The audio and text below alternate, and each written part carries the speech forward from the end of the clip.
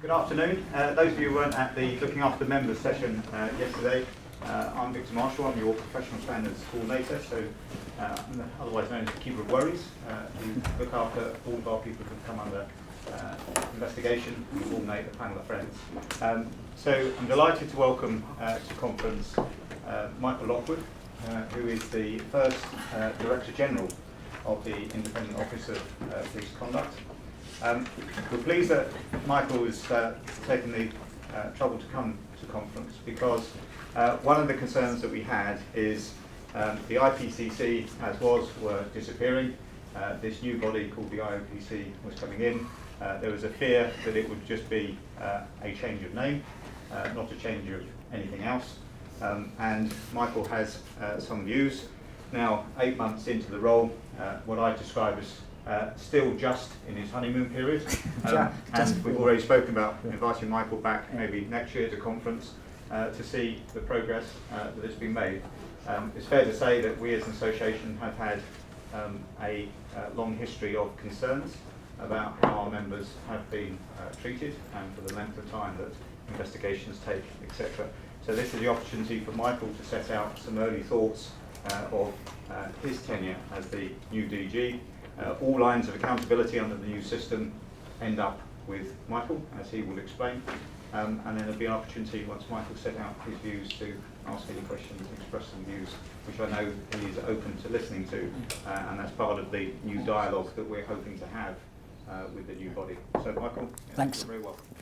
Good afternoon, everyone.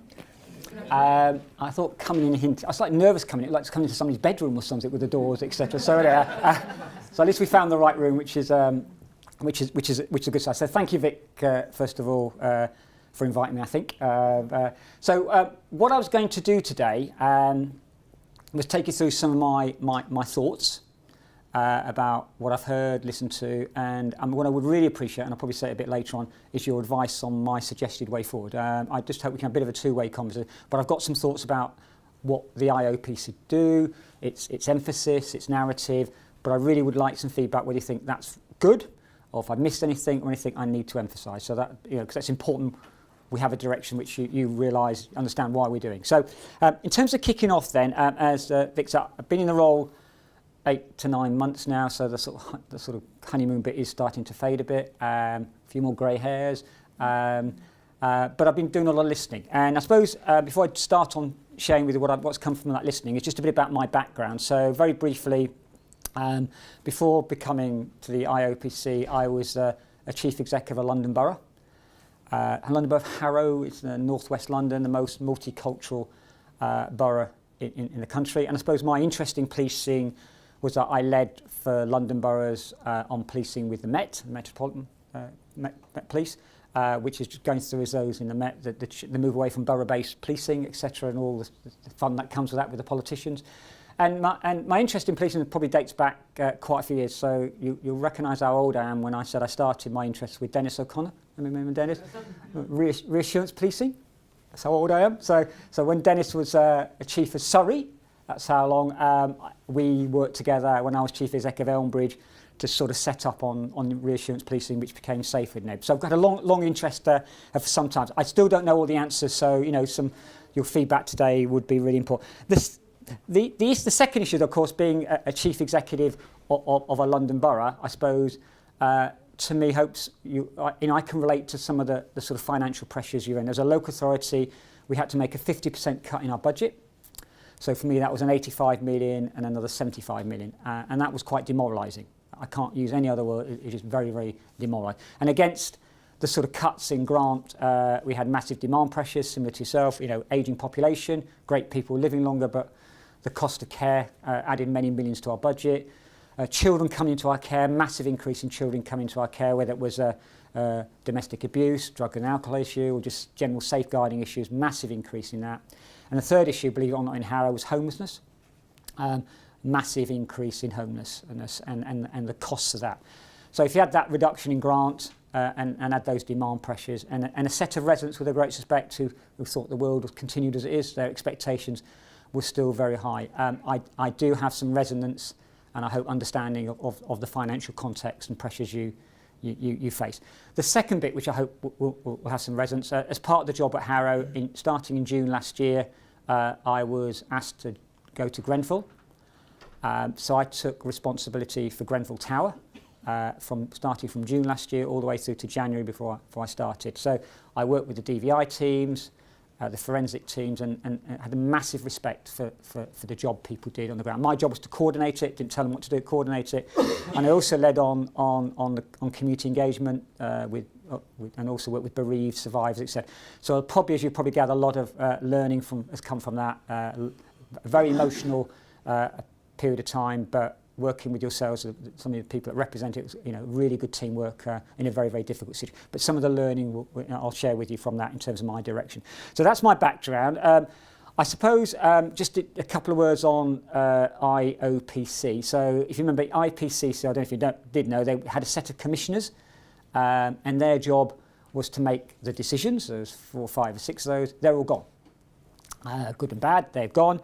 And now there's, as Vic has said, good and bad, a single line of accountability, which is me.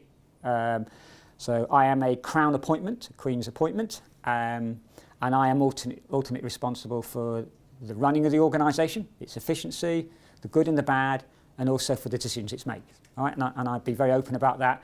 By implication, I don't make all those decisions, they are delegated, but ultimately I am accountable for all that it does. All right? So that is a plus, but also you may decide a negative later, but we'll talk about that.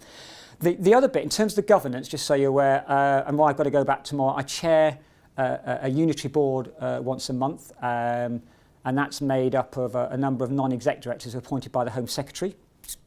So there's 6 of those who, with my executive team, we meet once a month, and their job is to challenge me, suggest, advise, etc. And to be honest, that works really well. Some people from all sorts of different backgrounds, and actually, believe it or not, the relationship works well. But there's a bit of governance in there. The other bit I just probably want to draw to your attention, which I'm very keen to explore and exploit, is we have a regional structure. So we have offices in 7 places now, from Canary Wharf to Croydon to Wakefield to Warrington to Sale to Birmingham to Cardiff. Now, being an accountant, I hope that got to 7. Thank you. You should get it wrong.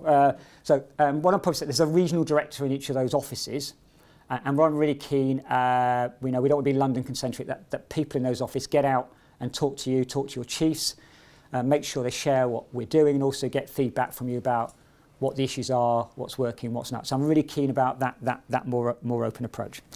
So that a bit about context. So in terms of what have I been doing then, so X months in, and I don't apologise, I've been listening. Right, and that listening has taken two parts. First of all, I've been listening obviously internally within the organisation, so I virtually spoke with everybody, just over 1,000 people, been visited all the areas, done sessions with all of them, and asked the basic question, what's working, what was the IPC, what do we want to keep, and what wasn't working, and encourage people to be very open about that, and they have been, and I'll feed back to some of that. But importantly, you need to get a 360-degree view of the organisation. So I've spoke to many other people from I've been along to the NPCC, met all 43, 44 chiefs, is it 43, 40, something, yeah, something, and spoke to them and had a good discussion. Police and crime commissioners, their AGM, and had long conversations with them as a group, and also individually. Met the Federation at Leatherhead. They let me out, I think but I've been in there, had a conversation with them, met College of Policing, HMIC, FRS, and Gavin, Dan and Vic, who represent you, have had some really good conversations with them. They said it as it is, and some really useful feedback and suggestions and advice, which is embedded in what I'm going to say. So they've represented you well, if I can say that, and hope we can continue that relationship going forward. I also, from non-police stakeholders, have talked to Enquest and that. So what I'm going to probably share with you covers the feedback from my staff and all those stakeholders, both police and non-police.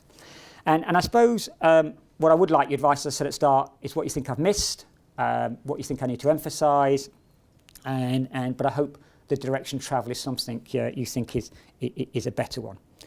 So in what I'm going to say, though, I don't want to criticise IPCC. That would be wrong to do that. It went through a period of quite a lot of growth, and an organisation putting some of the infrastructure in. So I don't want to criticise it. But with the IOPC, there's an opportunity to have a different approach, a new identity, a bit more a boldness, a different approach, and a bigger strength in the criminal justice system. So I'm quite keen, if I could say, I don't want us to be IOPC to be IPCC Chapter 2. Right? And I'm going to try and demonstrate to you how I want that to be different. Okay? And there's 4 areas that I want to just talk to you about and see if so the first one just reflects the word independence. We are the Independent Office for Police Conduct. What does that mean, the word independence? Yep, and I'll come back to that. The second area I want to talk to you about is the approach to investigations, how we've done them and how we'd like to do them. The third area, which I know will attract a lot of in, timeliness. I want to raise that with you and tell you what I'm doing about that. And the fourth area, I've got mindful of my Grenfell experience, the whole community engagement bit, both with families, but the wider community. I want a different approach. So there's 4 areas there, very simplistic, but a lot's underpinning them. And I suppose what I'm not going to talk to you about, but it's part of this proposition, is a whole host of work on how we recruit. I want a workforce that represents the community it serves, our learning development programme. A big issue for me, and I sent for you, is welfare, which I started off, was here in terms of my approach to welfare. IT, I think the phrase is we're on a journey. It's a blooming long one. Our IT has got a lot of work. So what I'm probably saying, there's a lot under the bonnet of stuff I need to do to deliver some of these things I'm going to talk. So we're running the 2 together, yeah. But let me talk about those 4 things first. So the approach to independence then.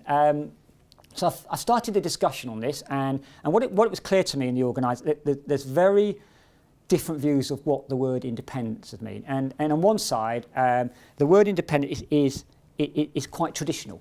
And for some it means we can't talk to you. We can't have conversations, we can't go on training courses. It's quite distant, quite aloof, quite cold.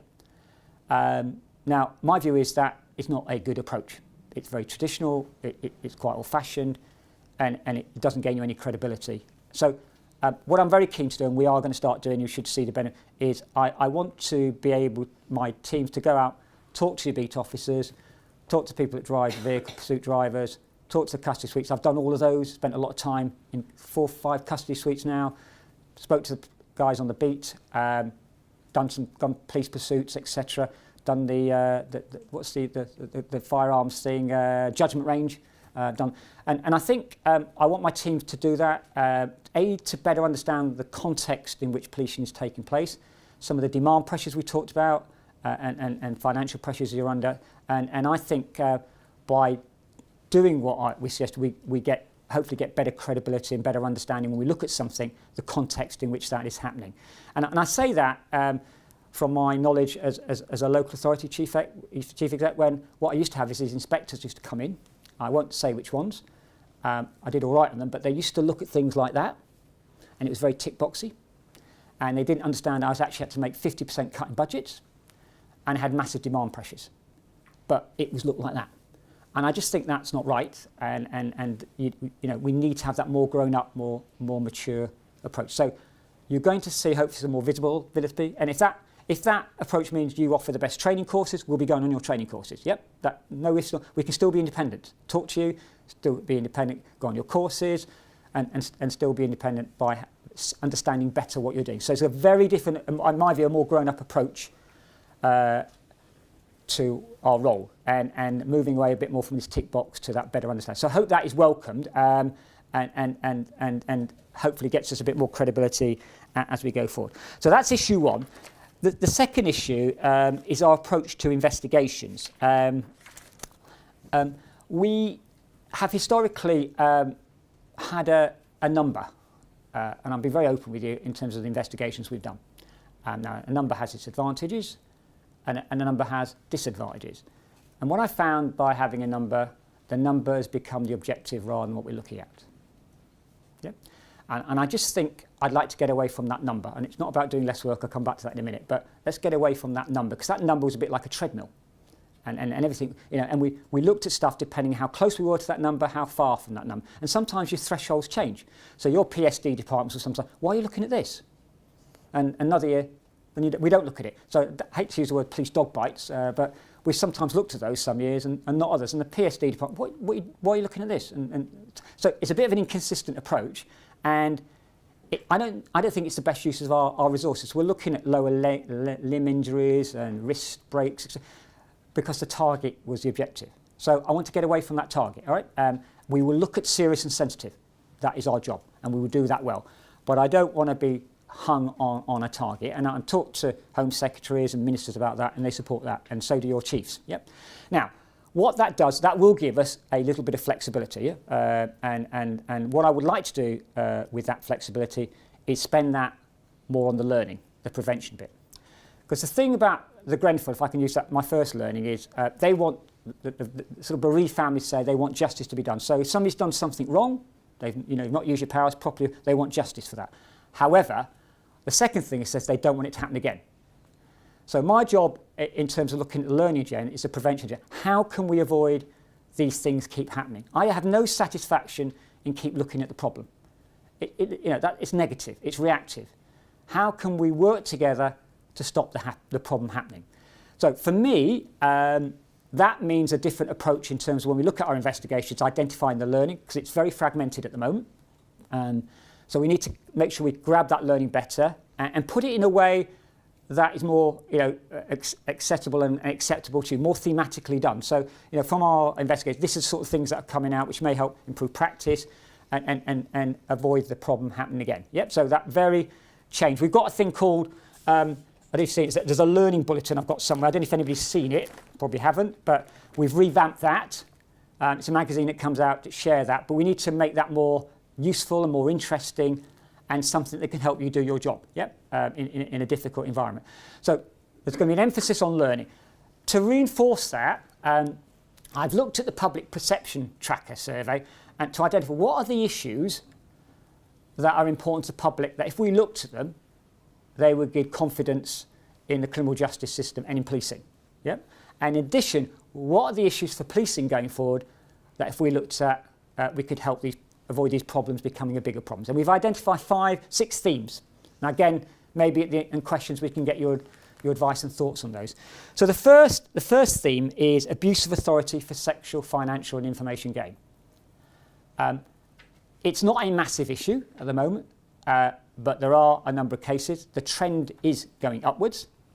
And my concern is with the rise of social media, this could become a more prolific issue. So how can we work together to stop this problem becoming a bigger problem? Yep, it's not about catching out. How can we work together to stop this becoming a bigger problem? And and with the ease at which you can communicate, we have concerns that this is going to become biggish. And for the public, what they're telling us, reputation for you, that sort of thing has a big impact. So we're going to look at that as a learning area. The second thing is sometimes said to me is, we've got College of Policing, we've got HMICFRS, we've got us all piling in sort of thing. So I've got the agreement with the College of Policing and HMICFRS to work with us on that. So we're going to share our data, work with you to see how we can avoid, not make this problem not become a bigger problem. So that's area 1. The second area is discrimination. Well, it's always been a big issue. We've done a lot of work on it. Practice has improved, but it's still inconsistent. So how can we work together to get, particularly from BME groups, that view of discrimination better solved going forward? So that's the second issue. The third one was RTIs, road traffic incidents. We know there's a new consultation coming up. It's been discussed, and we need to be mindful of that.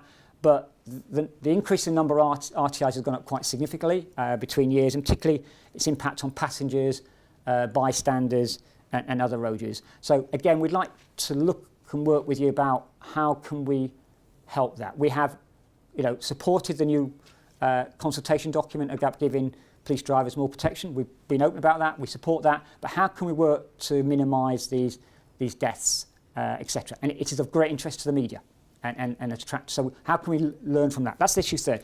The fourth one, which probably interests me the most, is mental health. It's been raised today, and from a local authority background, it rates. So the issue, the stats each year say, sort of deaths following police custody, people with mental health is half the deaths following police contact are people with mental health, and half the deaths sort of following police contact are individuals with mental health. So, and it happens every year. Yep, and as a bit of me, there's one part of this which is about, can we look at the sort of identification of vulnerability, risk assessments, welfare checks, or the training techniques about verbal de-escalation rather than restraint, etc. All that sort of stuff, and we can look at that. The bit I'm very interested in is the system, though. Because as was said today, and I could say, sometimes your police officers are left holding the can. Yeah, because the system that's not joined up.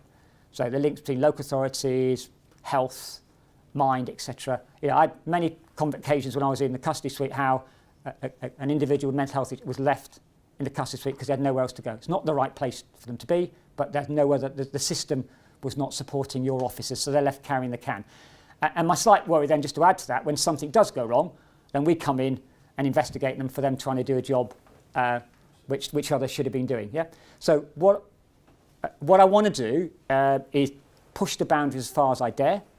So we can look at training, we can look at some of these learning, but I think I've got to look at the system as well, to get to the bottom of this. So I'm really keen to work with on mental health, how we can deal with this. And I had the same thing in the local authority.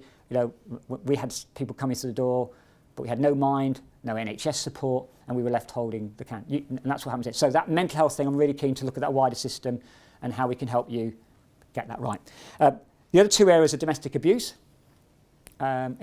massive issue, impact, etc. The identification of it and how you handle that. And the final one, near misses in custody. I'm really interested, working together if we can, a bit like the aviation industry and health industry, where something nearly goes wrong, it doesn't, but nearly goes wrong, can we identify that and learn from it so that near miss doesn't become a death? Yeah. And we're doing some work, I think, South Wales about how we identify these issues.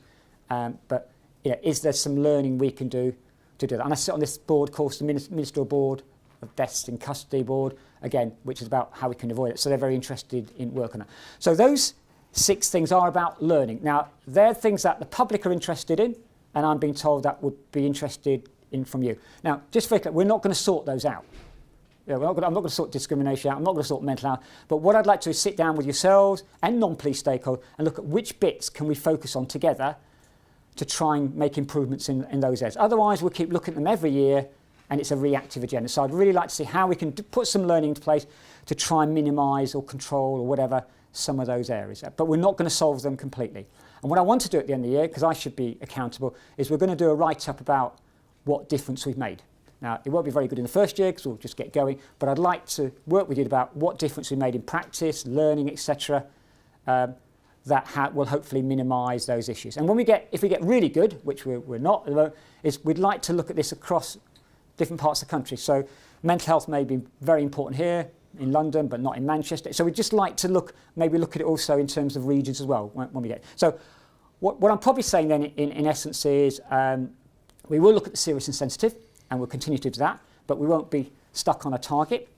I want to focus a lot more on the learning captured from those investigators, and then look at those thematic areas I talked about and report back on what difference we made. And that's working with you, not against you, but working with you. And I will tell you just one example in conclusion on this, which has given me the most satisfaction.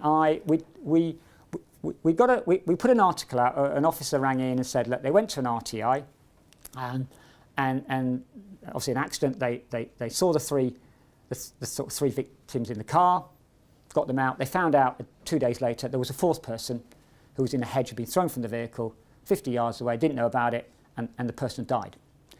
The officer read this article and ended up going to another officer read the article, ended up going to an RTA, similar situation, asked the question this time, how many people in the vehicle?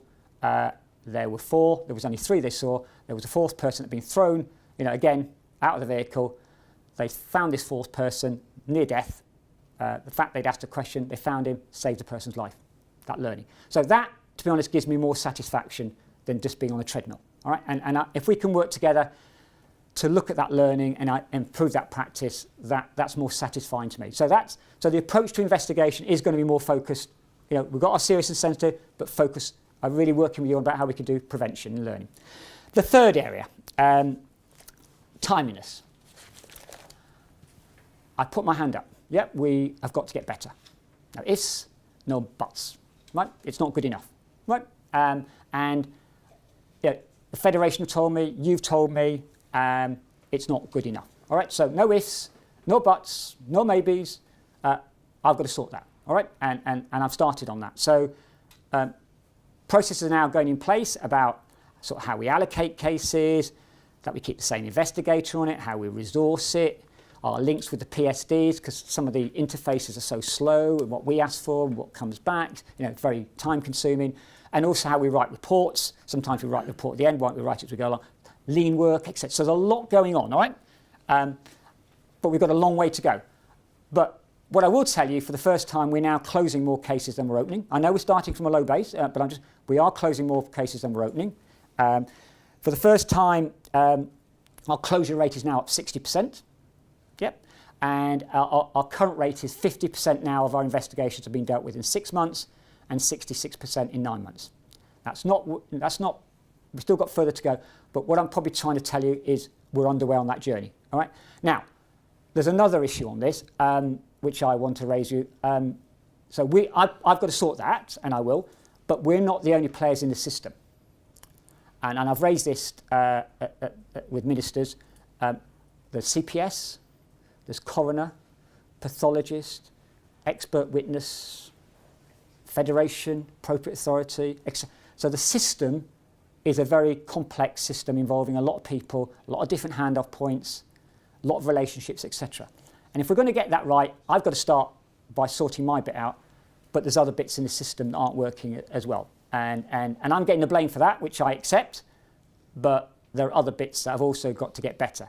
So to give you an example of that, the Federation, for example, have done great improvements, and we've got a really good relationship, but we're still sometimes 4 months to get an interview, then they no comment. Sometimes getting hearings takes 7 months. So we get to the case, it takes 7 months for the force to sort a hearing out. CPS, 7 months for a criminal reference, coroner, etc., etc. So what I'm probably saying, we need to work to make sure this system, including us, which I'm putting my hand up to, is more streamlined. Because at the end of the day, the person under the cloud is the officer or the family, which is not acceptable. So I'm being accountable for that. When I come back, as Vic said, I will hopefully tell you how we're doing and where I'm not. But what I'm probably saying, I'm not the only player in this system, and I need to work with these people. And I've already said that ministers need to coordinate how we can get this whole system more streamlined than it was before. All right. So now the second bit of this equation is that shouldn't be done at the expense of quality.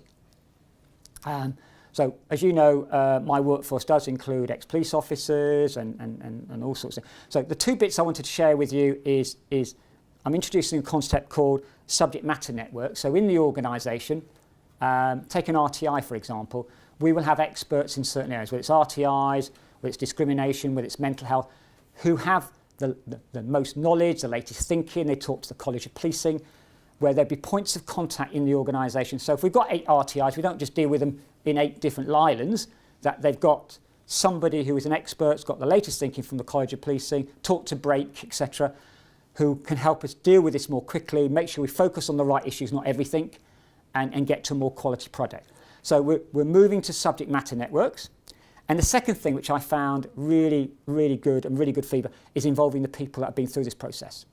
And we were sharing that, some of your officers that I know a bit. So we sat down with them, they've been through this process, which is arduous and awful and etc. And they've talked us through how we can do this better. And I've been really grateful for their advice and thoughts and feedback. And for them, I understand it's been really good as well. And we wrote to them and thanked them. But I want to involve the users, the people that have been through this system, in telling us how we can get it better, how we communicate or don't communicate when we do things. Yeah, and that includes both police officers and family. Yep. So what I'm probably saying is, timeless is a big issue. I absolutely recognise that. Message received. I've got to do what I said I'm going to do. I'm going to try and improve the system, but I've got to talk to others as well. I also focus on quality. My worry is I still have a lot of legacy cases. There's still cases that, don't ask me how they've got to where they are, but they exist. And I want to try and get those through the system. But I no doubt that in 6 months, a case will come up that's 4 years old, and people will say, oh, it's still IPCC. Yeah, and I can't do anything about that. But I'm going to try my best for these cases that have been through whatever process they have. They've got stuck, they've been left, they've moved around, somebody's got them. We need to try and move those through the system, get them sorted. Yeah, and many of those are 2, 3, 4 years old, which is not acceptable. So, but the legacy cases is a worry for me, that shadow, and I'll come back to that. So that's the second area. One final area, and I'll pick some questions up on it, is the community engagement stuff, which is, you won't surprise me, is my grenfell bit. So 2 bits to that. I'm very keen that working with your flows or whatever, we get an arrangement so we can get to the family within 24 hours, and we have that same person. And the reason that's important, we can build a relationship with them, we can tell them good news and bad news, and we've been listening to them about the sort of issues in terms of, I've done some listening days, met them, so in our standards now is about some things we need to think about, how we communicate to them, when we communicate to them, what time, how we phrase it, etc. So we have tried to do some listening, got some service standards, having spoken to some of the bereaved families, but we need to make sure we have a better relationship with them, be that point of contact and be there all the way through any investigation. And if they don't want to meet us, we've put some information packs together which enables them to know what their rights are. Big issue for them is post-mortems, being able to go along to post-mortem, and having a right for a second one, etc. And understanding those rights is really important for our credibility and them feeling we are independent and supporting them. So there's that whole area of improvement in that relationship, which benefits us all. Yep. And related to that, my final bit is, mindful of that regional structure, I just want us to get out a bit more and speak to communities. So to give you an example, we've now spoken, we're starting to speak to local authorities in each of the areas, and your police and crime commissioners have also offered to identify who the key opinion formers are, who the key community groups are, so we can go out and actually make them aware that we exist, what our role is. So when something goes wrong or something happens, it's not the first time they've seen us. And we can have that more grown-up discussion, and we have more credibility, which helps the investigation go more smoothly. And to reinforce that, I'm requesting, suggesting, telling, whatever the phrase you want, my team, they've got to do some volunteering. And that volunteering, so they understand those communities. We can still be independent and talk to these groups, but volunteering, making sure they understand what it's about, etc., what concerns are, that know us, they know the faces, etc. So, in essence then, 4 things then. Independence, I've talked about, different approach. You've heard that, a more grown-up approach, hopefully you think. The second thing about our approach to investigations, getting off that target thing, focusing more, we're doing the seriousness centre, but focusing more on the learning, and I'd be interested if you think those themes are sensible. The third area, timeliness, accept we've got to get better, and I'll do my best to do that, not at the expense of quality. And the fourth area, the whole area of community engagement, and also with families as well. Yeah. So the words I accept, and as Vic said, some of that is starting to happen, but when I come back here, I'll be telling you how I've got on and what I've done, and you'll probably tell me how I'm getting on as well. So anyway, that's my thought. I'd really appreciate some advice. We think that's right. I want a different relationship. Yep, I really want a respectful relationship. We're not going to agree on everything. I accept that. You have a tough job to do and very difficult, so I can recognise that from my local authority days. But I need to understand that better. We need to understand that and reflect that better. But I'd like a respectful relationship where we can get things done together. Okay, that's me. So I'm happy to take questions, thoughts, advice, whatever. Thank you. Thank you, Michael. Just a couple of things from the association point first, and then we'll have some questions. It's good to hear about the timeliness issue, and I know Michael is taking that on board. The longer these things go on, that people are under investigation, the more poorly people become, the more it impacts upon their service. We've seen examples of people not getting promoted because they're under investigation. We've seen people put on restricted duties because they're under investigation. We've seen some nonsensical restrictions about not having contact with the public, which is quite frankly nonsense. So being able to move these things on, and it will be in the seeing rather than in the words, as Michael knows, because we do hope this is a better relationship. The association hasn't seen it yet. We look forward to seeing the tangible results from that, because Michael has listened to us thus far, and we look forward to actually seeing things move quicker and actually shutting some of these investigations down at an early stage, because there is nothing to see. Because the vast majority of our members throughout history haven't done anything wrong. And the odd one or two, we shouldn't be creating a system and an investigation which is bruising for what are the very small numbers and through that lens. Secondly, we're already having good engagement with the IPC on the what started out as the duty of candour, which of course fell from Hillsborough. That's why you've now got former officer provisions. It's quite clear that these were Hillsborough provisions, because if the government of the day thought that they could have done and made it retrospective, then they would have done, but they couldn't. But that's why it now follows you into retirement, all of these cases. And the duty of candour point has become the duty of cooperation. So we're actively involved in that, which is very helpful.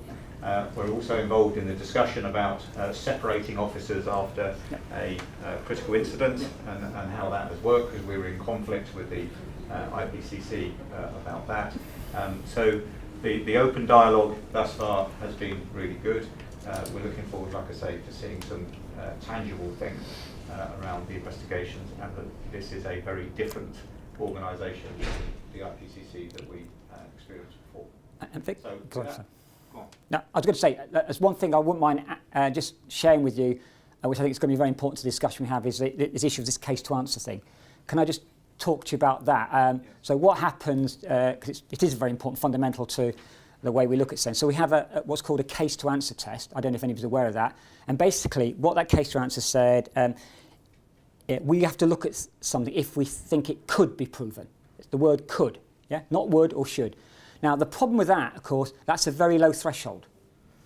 And that, there starting the problem, we start looking at stuff, you're thinking, why are you looking at this, etc. So we are working with Home Office and Vic and the team to change that definition of could. I mean, the CPS have would. So we're looking to have a different word, is there something like, is there a genuine possibility of success, rather than could there be a good outcome. So that'd be quite fundamental in terms of what comes in the system, yeah? So we're working to change that. The second bit, which is equally important, is our definition of misconduct. At the moment, this definition of misconduct covers performance. It covers everything, yeah? So I want a tighter definition of misconduct. So if it is a conduct issue, then it goes through misconduct. If it's a performance issue or mistake, it doesn't. So we're quite keen to, because that will help the dialogue at the moment, because everything's like this, yeah, because the thresholds are low. You're thinking, why the hell are you looking at this? And our definition of misconduct is so broad. So we're looking to up the threshold of case to answer and tighten the definition of misconduct. So we look at things we should be looking at, and what is performance goes down other. So that process is on the way. So that's real, and we're supporting it. All right. So that may be a better basis than where we are at the moment. But for us at the moment, if we don't do something that could have could be proven, we're judicially reviewed. So that's why we're in a difficult situation. So if we can change that word could, it'll enable us to look at things in a better way. Yeah. So I just think that's an important change to what comes into the system, if I can say that. Right, I'll shut up. No, it's good. And those new regulations will be coming early part of next year. Yeah. And I always remember the first chairman of the then IPCC in Nick Harvick saying, just because you get on the train in London to go to Edinburgh doesn't mean so you can't get off at Leeds. And one of the things that consistently doesn't happen, which we hope will happen, is even if somebody is served with a notice and that is looked at very quickly and realised that there's nothing there, then you withdraw the notice. And it ends there. You don't have to wait and keep going and keep going and keep going and write a very long report to get to the end of it. You can just say, okay, it ends here. Anyway, folks, your opportunity. Yes? Palm Sandu from the Met. I've just got a quick question. You talked about subject matter networks. Yeah. You also talked about communities. How representative of the communities is your organisation? Because the communities that are most affected by deaths in custody may be from diverse backgrounds. So how are you going to build those links? Are you diverse as a group? Not diverse enough. All right. So first of all, I can't. My background is Harrow, the most religiously diverse borough in the country. BME population is 75%. So I spent my time going between mosques and temples. And I always remember, just as an aside, when I went to Grenfell, the mosque in Harrow rang the mosque in Grenfell within 30 seconds. Yeah. So that community bit. So I said, I want my organisation to reflect the community it serves. Full stop. Now, what we need to do, and that's why I've sort of brought some new, we need to look at how we recruit, where we recruit, how we do our advert, who we involve on the panel, etc. Because I think that, your issue about confidence, we need to reflect the community. So we are starting that. My issue is about people from making the top grades, particularly. Yeah, that it's all the way through the organisation. But I'm very committed, particularly given my background, given my association, that we have an organisation that reflects the community we serve. That's about confidence, understanding issues, etc. So that maybe we talk about how I do in the next year, but I'm committed, and we have a programme to do the way we recruit differently. Where we put adverts, how we phrase them, who we have on the panel, etc., to make that difference. Does that sound okay? It does, but it's not just about the families, it's also about the officers that you're investigating, because we have more diversity at our lower ranks than at our ranks, because we're all of a certain age and there weren't many people joining when I joined. But now we're talking about police officers and that confidence that they have in your organisation, but also about our community and about if you're linking in as almost like family liaison officers, how much confidence they have. So it's a two-way tree, because most of our officers are young and diverse, and they're not like us. Well, so I think, so my organisation coming from accounts is young. I just want to make it more diverse, and that's what I intend to do. Yeah, and for the reasons you said. All right. So I'm very clear that's my direction of travel, and I'm very clear I'm now putting in the processes and the ways to do that, and make us, because that's, as I said, the important thing. We need to reflect the communities we serve. That's where we get the confidence. Yep, and that's what I intend to do. Dave, yeah. Michael, thanks for your candour. My name's Dave Miller. I'm from Surrey. I welcome a lot of the things you've said. I won't speak for everybody, but I don't think anybody wants bad or corrupt cops in the police service. Nobody does. And you said you wanted some advice. I genuinely were on that, but you probably picked up already. It'll be a very long journey for you, because I don't speak for the association as such, but certainly the observation of the officers that I lead is they don't trust the IPCC, and the IOPC is just a rebrand. So frankly, that is going to be a very long journey. So if your expectation is that officers very quickly will be forthcoming, they're scared, they're frightened, and they don't trust. So that's where they're coming from, but it won't happen overnight. Question sort of twofold is to be blunt, if without your approach that you've articulated, your personal approach, and the restructure, which won't make a lot of difference to the officers being investigated, what's actually changed? And the second question is, how do you define success? Because you've talked about a lot of the mechanisms that you want to put right, and I understand why that would be your first 100-day type approach. But what is success? Are we better at investigating RTIs? Do less people die in custody? What's better as a result of all this? It's like an interview question. Oh, good. So the first thing, just this issue about your first point about, these are words as well. Let's be very clear. I need to demonstrate that by actions, and for your officers, need to demonstrate that. And that is why, I'm spending time going out to talk to them. That I am a human being, believe it or not, and listening to them rather than just telling them or trying to. So we need to gain credibility. Yep, and it's harder to change somebody's view once they've got it. We have a view of an organisation which is out to get you, uses the drift net approach. We look at 300 things and one of them land a hit. So we've got to change that, and that's not going to happen overnight. I absolutely respect that, and all I'm going to do is try and demonstrate through what I do, how I talk to people, my actions, that this is real. Yep, and I've got buy-in from this from all levels, that we can't carry on as we are. Not in the environment you've got to work. We've got to have a level of respect, but that is earned, not given. So I'm going to try and change as quick as possible, because I'm ambitious and I want to move quickly and I just want to have better. But I do recognise people are going to have views about that, and we just have to. So in terms of success, I suppose what I said today is not going to happen in a year. I'm never going to get timeliness where I want. I'm going to come back next year and say I've still got more to do. I'm never going to get to where I want to get to. Because that's the way I think. So, but what I hope to do each year is maybe, you to feedback first of all about how you feel the relationship is going in terms of success. How do you feel it's more respectful? But what I'm looking to do is try and make sure that we do deal with the serious and sensitive stuff properly. That if you don't use your powers properly, appropriately, that they are dealt with. But what success to me is more now about how we can keep avoiding that problem happening, or that thing going wrong. So that issue of learning, I want to see, because learning, I can give you ideas that you could just ignore them. So learning is two-way, and so I want that learning to be more mainstreamed in the DNA. I want you to feel that actually we do understand better the context of policing, that independence bit.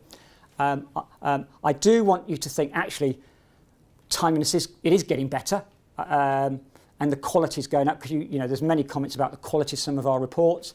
Some are really good, some are not. So there's a lot of stuff we're doing about how we recruit, the training, that we're going to go on your courses if they're best. So I want to see the timeliness being improved. I want to see that we're more learning organisation. I want to see the credibility in terms of independence. So there's a set of stuff that reflect what I've just said are going to be how I demonstrate. So what we had before was targets about number of investigators, which I just want to get rid of. Excuse my French. I don't think they mean it. I want outcomes and things that you can see and relate to and understand what success is. So I've written down bolder organisation, different definition of independence I talked about, known for timely and high quality reviews that do ensure police use their powers properly, focus on learning, respect, and an improvement in confidence in the criminal justice system. That's what I want to see. So, Michael, thank you. I'm interested in your communities bit. Yeah, okay. And then interested in your comments where you said how frustrated you were with tunnel vision when you were inspected. Yep. So when there is a big, sensitive, media-driven death following police contact shooting. So I was borough commander at Hackney after Rashan Charles, and quite rightly the officer was going to be held to account. But then there was a huge thirst. My objective was not just that investigation. My objective was to the community, to stopping a riot happening and London tipping over. And then there was a thirst for information. So I held a gold group, and there was a load of Q&As out of that gold group for the IPCC. Would they publicise? These are the questions people are answering. Then there was a massive crowd outside the station. I had to go and speak. It took 2 hours to get approved what I was going to say. And I said, can you not come and stand by the side of me? So what I'm asking is a collective responsibility from the IOPC, because there is a thirst for information and the public do not understand. They think it is us and think it's our fault. So having stood in front of a crowd, a militant crowd after Grenfell, maybe 400 people who didn't trust anybody, establishment, police with a great respect, local authority, Kensington and Chelsea. I had to stand there, and you could feel it in the room, the anger, and stand there and deal with that. I've learned a lot. And the issue for me is, if there's a gap, we need to keep people informed. Otherwise, they fill that gap with their own information. So I sometimes, so every few days I stood up, same face is important, start to build a relation, made sure I was well briefed, gave them all the facts I needed to as soon as I knew them, kept them up to date, etc. That filled a void. So that the social media wasn't running with rumours and gossip which sent it in. So we have to control it. We have to control that agenda. And having done Grenfell, I want to get, that's why I want us, first of all, as an organisation, to have some credibility in that community, first of all, or aware that we exist and what we're about, and actually know some of the key opinion formers, but also be up there, whether it's with you or, to make sure those messages are continuous and going out. So what I would say from that is this seems to happen at the big, at the big ones. Yeah. And perhaps within your organisation, you would look at appointing someone to look after the community, whose job it is, because we know the big ones when they happen. Yeah. And the whole spotlight comes down, and it is an awful place when you are saying, I want someone to help here, and they don't even answer the phone. Okay. So can we talk through how, because what we don't want to do is overlap, duplicate, or have mixed messages. It needs to be seen. A bit like the flows in my family, that we have to work seamlessly about if we transfer it across, how we do that, that what I'm saying, I'm going to say, no surprises. So we just need to, because the people out there, they just want some answers. Yeah, they don't, and they don't want us coming from different direction so we need to get that right. And if you, as you said, if we get it wrong, the impact to that, and the consequence are quite fundamental. So I'm really keen, because it's a big issue for me, obviously Grenfell. Being proactive would be really good. Yeah, okay. Well, let's not lose that, and maybe talk about what I'm thinking of doing, how your advice about how we get that better, and what you found isn't working. Yeah, I'm really happy to learn from that. All right. I know Michael picked the point this morning because somebody else raised an issue where retired members suddenly got aware, because it went out in the media, that there was going to be an investigation into people between two dates. Well, of course, those people then contact the association saying, well, that must be me then. And we were blissfully unaware of that. That was No before we surprises. went out. No Mick, I think you were. Yeah, so thanks for your candor this afternoon, Mick Forteeth, Met Police. So just my points are linked. One of the areas I'm surprised you haven't touched on, and where I think we're in, picking up on your point of learning, and I think we're in a dangerous place is around firearms incidents, and I think that's one area that if we're not careful, we're looking like we're moving away from learning. What is your bit on that? What bit's the firearms worry? Is this section? Well, it's a lot of things. It's about collaboration. I think we're looking like we're taking more entrenched positions, and the specifics of the case are probably not worthy of a discussion in an open forum. But there are, I think, one area that I think the IOPC should be looking at is around that piece, because we're in a real danger around becoming more and more entrenched. But in reality, what we want to do is understand the use of force and the learning. So I think we're further away from that than we. Can I just make sure I'm covering what I hope you're covering? So what I've met, who's your AC in the Met? So you just joined. Oh, sorry, Steve House. Yeah. So I met him on Friday. Right. Yeah. And the issues we came up with were, in terms of the terrorism bit, that seems to be working well. Officers feel well supported, etc. But those same officers go to sometimes non-terrorism related issues, and it's a different approach. And we just need to get that approach right. So non-terrorism firearm stuff can be all sorts of stuff, but there seems to be a different approach between the two.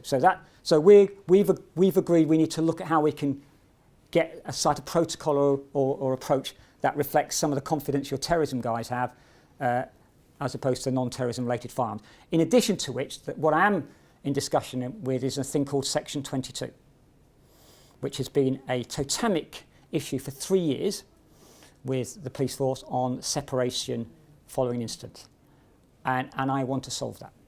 All right? And I can say no more today, but we've talked about a new approach, a respectful approach. We've talked about a relation. We need to sort that out. Yeah, it's been something that from both sides they've taken very polarised views. Yeah, and the different views about it. But we need to get that sorted, because at the moment we've got a system outside that where there's no agreed policy. So I'm looking at both those areas in a way with your take. You summarised my concerns more eruditely than I could, so thank you. The point that's linked to it is, so linked to a shooting in Hackney that we picked up the crime investigation around, and just get a sense through this and befriending that there is a desperate shortage of experience within some of your people, and it's just around what we really want is the most experienced people to sort out what needs looking at and what's not. So I'm just interested in your views around getting the right blend of investigators so we can deal with what we need to. Well, so that's an interesting, because this has been raised before. So there's a debate about, do I have a team that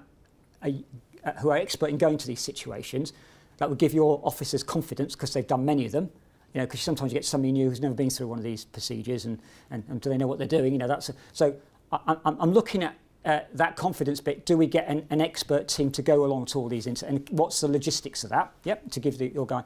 The other bit, there's a sort of awareness bit of the whole issue. My judgment round. Now go to Gravesend in autumn. Just that we also understand, the decisions that are made. How. Sometimes you can't get you've got to take a line and you've got to just justify that, but these are split second. And I think understanding that better. So there's an understanding bit, but there's also a training bit about having the best people go along to those incidents who have gone to many who are experts. So we're looking at that. Thank you. Sally Benatar from the Met. So just to follow on from Simon's point, if we had an incident on one of our boroughs tomorrow and there was OPC involvement, how closely would your media team work with our media team so that we didn't have that 2-hour gap when I was waiting to know what I could say? Well, it clearly raised it's not good enough. Well, we need to get it better. I mean, we have I use the word a protocol, where what we put out, and mindful of our issue about we need to get stuff out quickly for the reasons you said, where we've got to make sure that we share that with you. If it's factually incorrect, you can change it, but you've got to be mindful of our independence, so we should be using words that are not inflammatory, that are sensible and all that sort of stuff. But it's important we get stuff out, and we get it out regularly, etc. But it should be done with you and not around you or away from you, and we need to keep that dialogue going. And it shouldn't be what I call surprises. There's also, we've got some policies on naming, etc., which are important, which we don't name officers unless they've already been named, etc. So we have this process. Now, clearly, we need to get that even better. And I'm happy if there's bits you feel it's too long. It's not, you need a point of contact to something, because you said it needs to happen straight away. You can't have gaps mean they get filled. Yeah, they get filled. Yeah, don't I know? Yeah, you get stuff goes into gaps, and that's usually, excuse my French, but not very sensible information. Yep. So we just need to get in there quick, decide who's doing it, and front. And I like to front things up personally, not do stuff. I like to get to meetings and actually people see me, and actually can challenge me, have the conversation. It's better than doing this through letters and stuff. I like to publicly go to along. I know they're not easy, but let's get there and be front facing and get the messages out. How we do that in a joined up way is really important to me, and we need to get better. Yep. So the press thing I'll pick up to see if there's bits we can do better on that. All right. Okay, we've got time for one more question. Jill Murray, Michael from BTP Hi, Jill. PST. For us, we're kind of in that very unique environment, aren't we? And one of the things I was going to mention was debriefs, joint debriefs with IOPC and ourselves, where we can get that joint learning. Yeah. I've been working for your sale office, and I've asked that question, and to be fair to you, it's quite pleasing to see that I think those relationships are changing already, so that's a very positive thing. And just on the investigation piece, really pleased to hear that you're getting away from that target, because I think we definitely feel there's a lot of inconsistency nationally for us from different offices, so that's really pleasing. And the other one was, how subject focused are you as well as being public focused? So I'm talking about those people who are subject of investigation, because from our people in the organisation, there is a long delay in the updates, and I'm really conscious that we set ourselves a 28-day update, treatment like victims focused.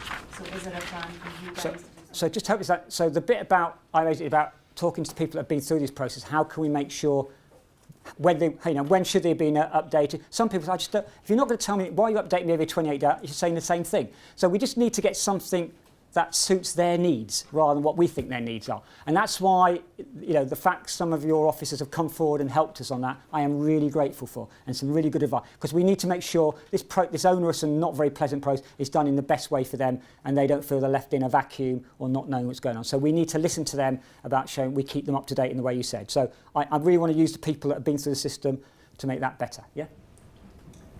The last thing I'll say on behalf of the association is we want to have confidence in the IOPC that they will use their independence to actually stop some of the nonsense that goes on in forces. To use your independence to actually say to the Chief Constable, to whoever is the appropriate authority, what on earth are you doing looking at this? Because this does not engender confidence in our association, in our members, who the whole thing of the conference is the incredibly difficult job you are currently doing. And one of these things comes along, and the impact on individuals, then over weeks and months, when somebody could just say, just stop, and for you to be able to use your independence, to be able to say, it ends here. So Michael, thank you so much. Yeah, and thank you for your advice. I know these are words. I will do my best, and I'll be accountable. I'll come back what I have done and what I haven't done. Yeah, I'm not going to do everything. It's a bit of a journey, but I've been really welcomed and grateful for the advice I've got and your support and help. If you could get a little bit of the message out that we are trying to change, and I do accept it's action, not words, but I am genuine about what I say. Okay.